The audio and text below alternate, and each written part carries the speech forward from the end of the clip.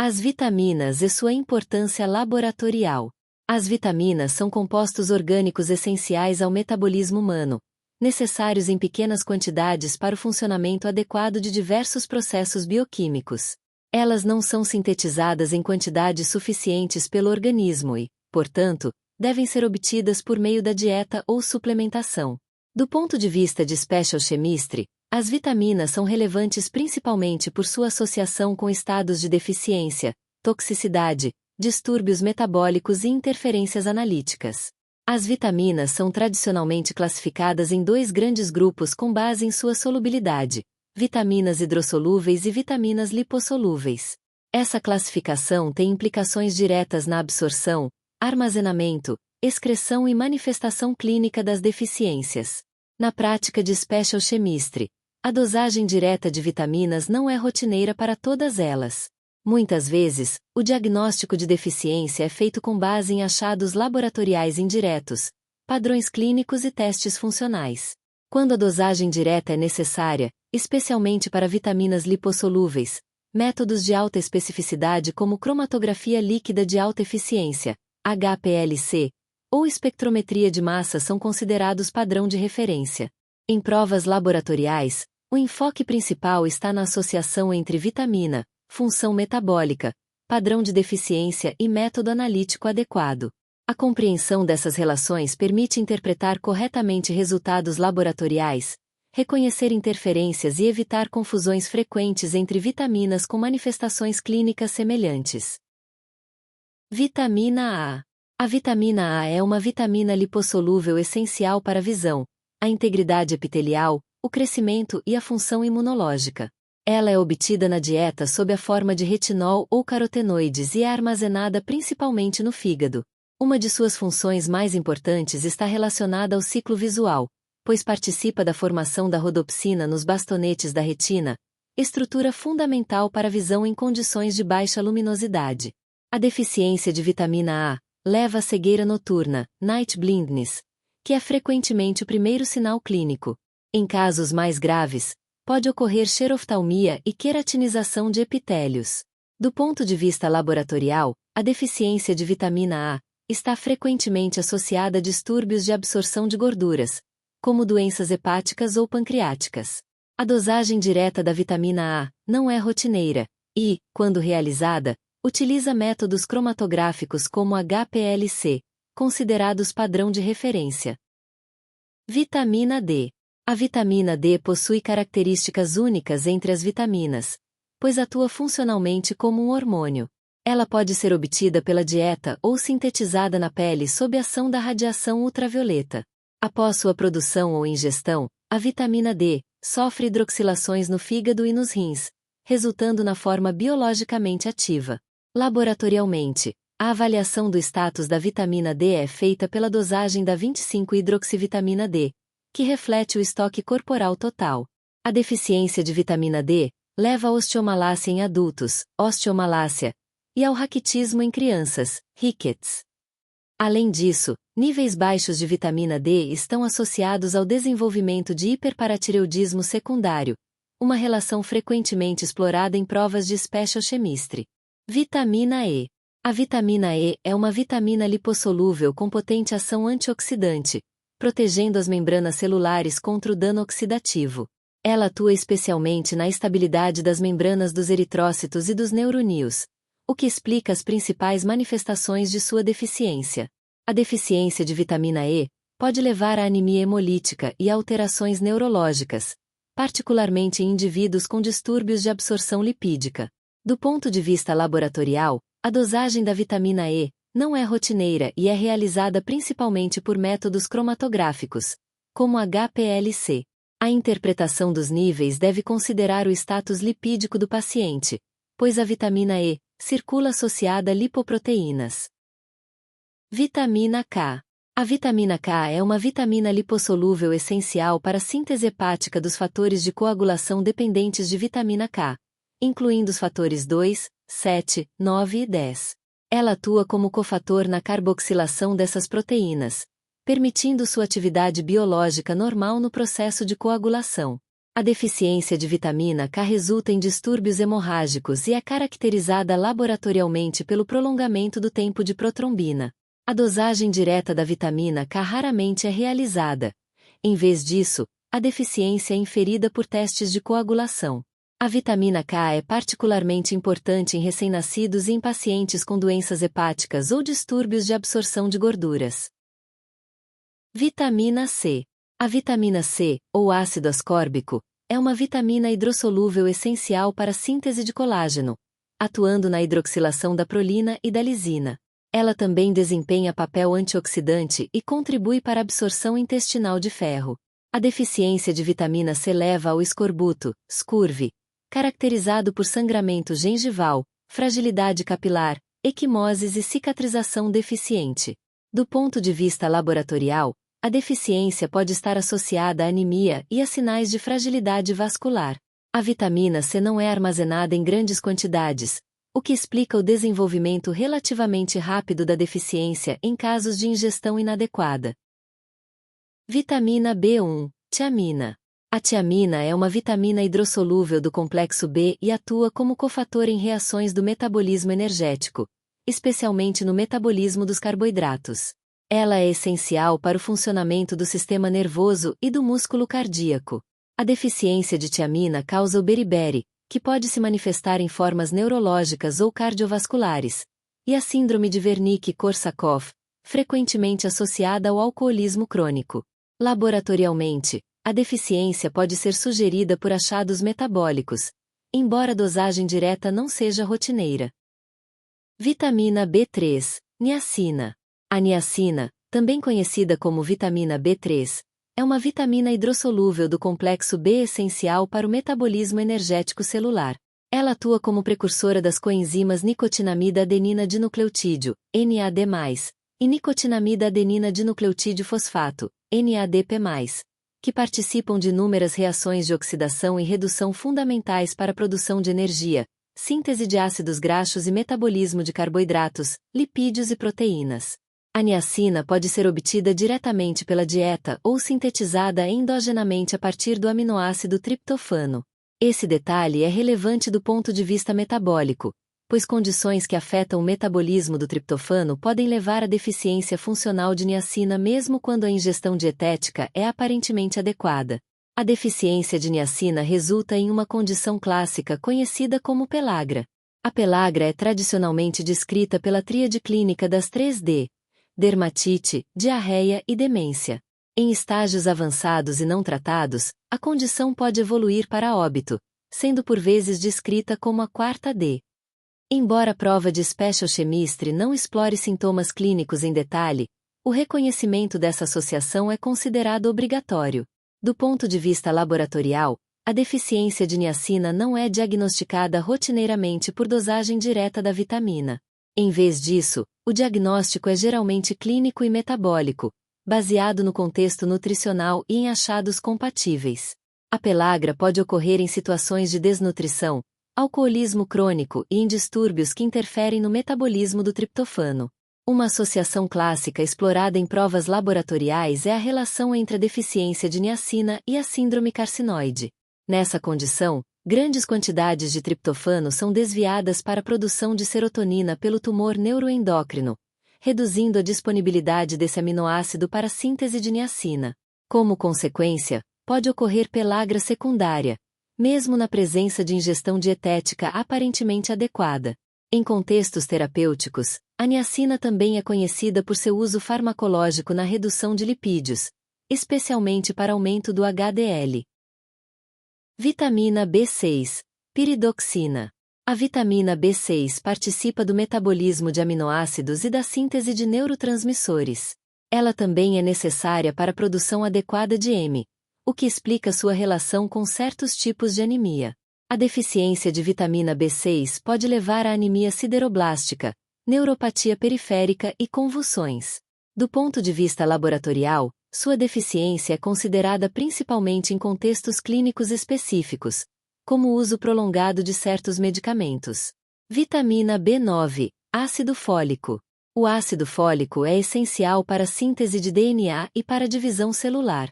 Sua deficiência afeta principalmente tecidos de alta taxa proliferativa, como a medula óssea. A deficiência de ácido fólico leva à anemia megaloblástica e está associada a defeitos do tubo neural durante o desenvolvimento fetal. Diferentemente da vitamina B12, a deficiência de ácido fólico não causa manifestações neurológicas. Laboratorialmente, a distinção entre deficiência de folato e de vitamina B12 é um ponto clássico em provas de Special Chemistry. Vitamina B12, cobalamina. A vitamina B12 é uma vitamina hidrossolúvel essencial para a síntese de DNA e para a manutenção do sistema nervoso. Sua absorção depende da presença do fator intrínseco produzido pelas células parietais gástricas. A deficiência de vitamina B12 pode causar anemia megaloblástica associada a manifestações neurológicas.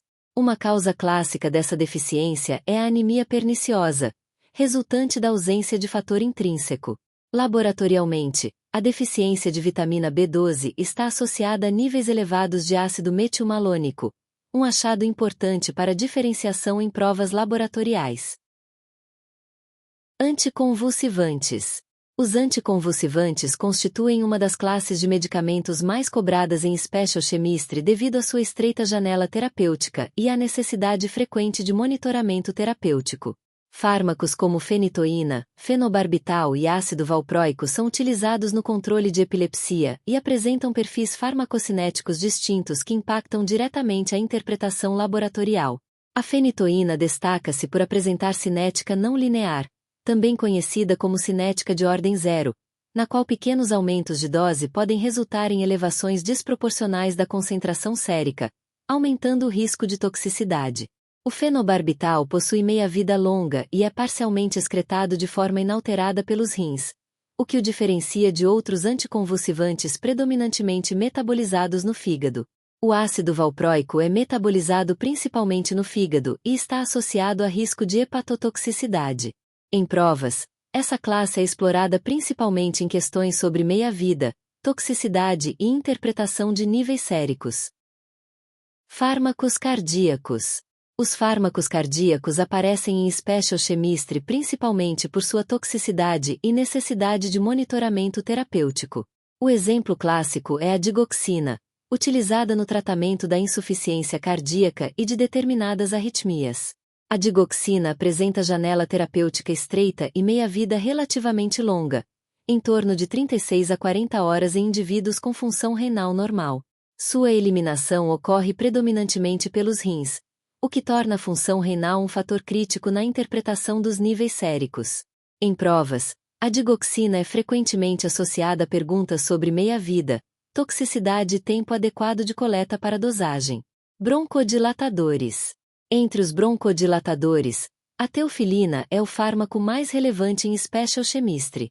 Pertencente à classe das metilxantinas, ela é utilizada no tratamento da asma e da doença pulmonar obstrutiva crônica. A teofilina possui janela terapêutica estreita e requer monitoramento terapêutico regular. Em laboratório, a teofilina é monitorada em soro, e sua toxicidade pode causar manifestações neurológicas e cardíacas. Imunossupressores.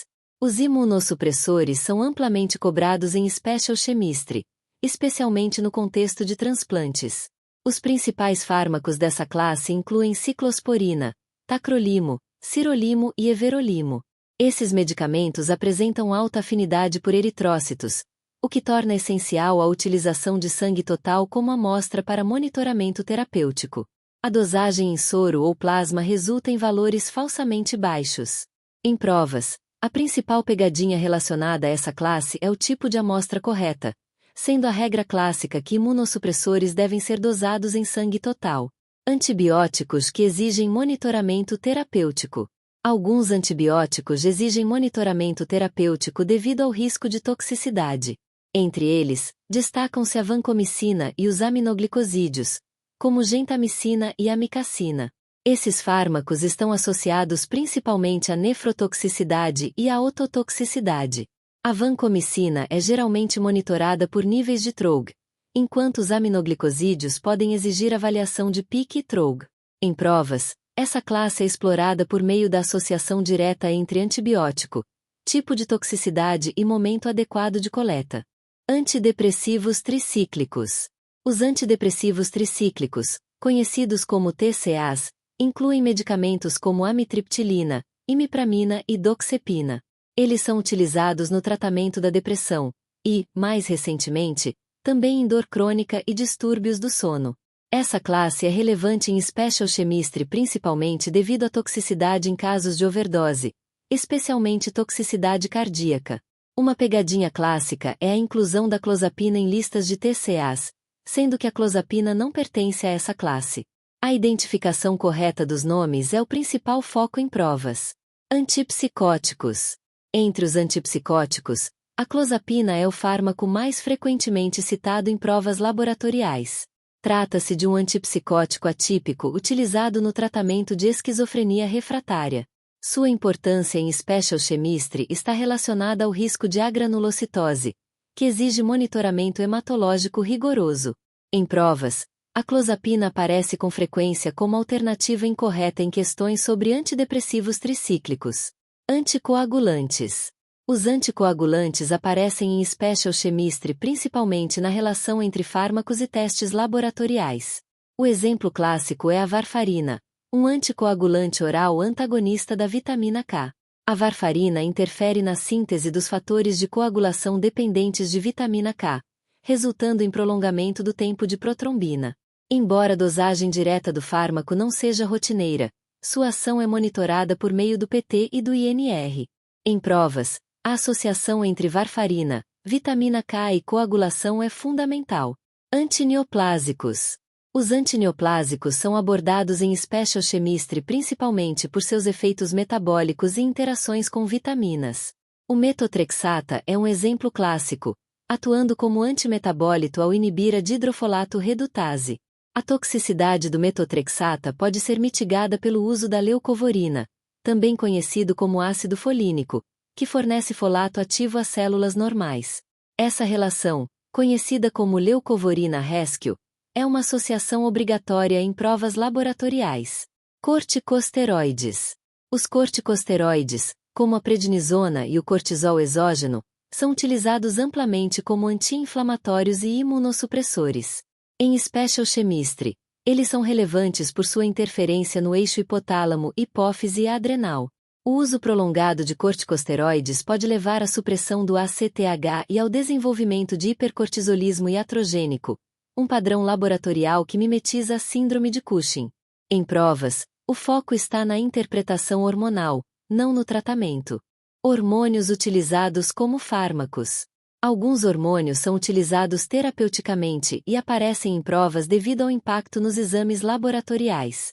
A insulina é utilizada no tratamento do diabetes e pode ser endógena ou exógena. A presença ou ausência de C-peptídeo é fundamental para diferenciar essas duas origens.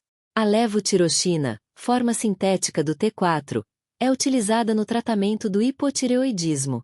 Em special chemistry, o interesse está nas alterações de TSH e T4 livre decorrentes do uso do hormônio. Vitaminas utilizadas como fármacos. Algumas vitaminas são utilizadas como agentes terapêuticos e aparecem em provas laboratoriais. A vitamina D é utilizada no tratamento de distúrbios ósseos e sua deficiência está associada a alterações no PTH. A vitamina K é utilizada para correção de distúrbios de coagulação e está diretamente relacionada ao tempo de protrombina.